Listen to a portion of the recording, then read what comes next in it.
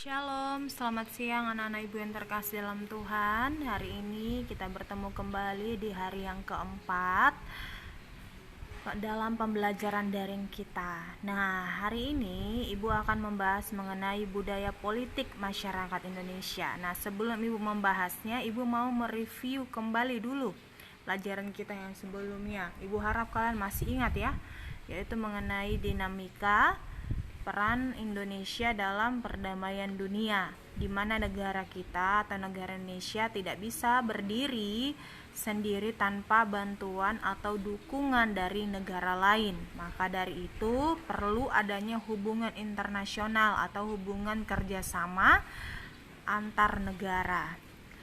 Nah, hari ini kita membahas mengenai budaya politik. Nah, apa itu budaya politik? Yaitu pandangan politik yang mempengaruhi sikap, orientasi, dan pilihan politik seseorang. Nah, ibu ambil contoh misalnya dalam politik perdagangan. Nah, kebanyakan dalam berdagang itu bermain politik. Contohnya ibu menjual jeruk kepada konsumen. Nah, ternyata jeruk yang ibu jual itu asam rasanya, tetapi ibu menjualnya atau mengatakannya kepada konsumen bahwasannya jeruk itu rasanya manis. Dan ternyata ada yang membeli jeruk itu dan memakannya. Dan dalam hal ini dinamakan politik perdagangan dalam aspek negatif. Akhirnya si penjual bisa mempengaruhi si pembeli untuk membeli jualannya. 2. Objek orientasi politik. Yang pertama ada orientasi kognitif, berarti berupa pengetahuan ya. Nah, orientasi kognitif yaitu pengetahuan tentang kepercayaan pada politik. Nah, ibu ambil contoh, misalnya dalam pemilu atau pilkada harus ada dalam sistem demokrasi. Nah, itu berupa pengetahuan ya. Ya, dalam demokrasi harus ada namanya pemilu dan atau pilkada. Yang kedua, orientasi afektif. Nah, orientasi afektif yaitu perasaan terhadap sistem politik.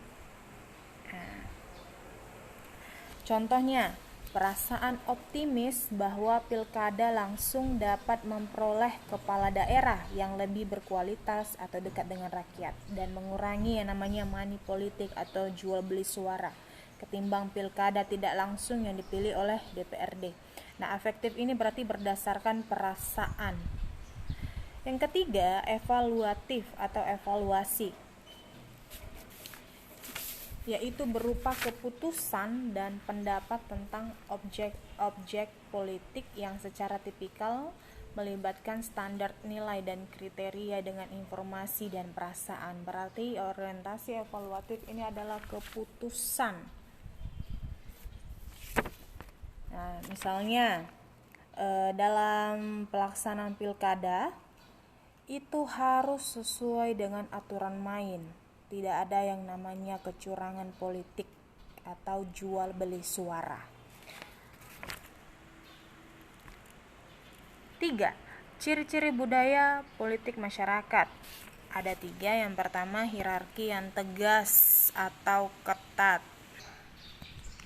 Sebagian besar masyarakat Indonesia itu bersifat hierarkis yang menunjukkan adanya pembedaan atau tingkatan atas dan bawah. Stratifikasi sosial atau penggolongan sosial yang hierarkis ini tampak dari adanya pemilihan antara penguasa dan rakyat. Nah, dalam kehidupan politik,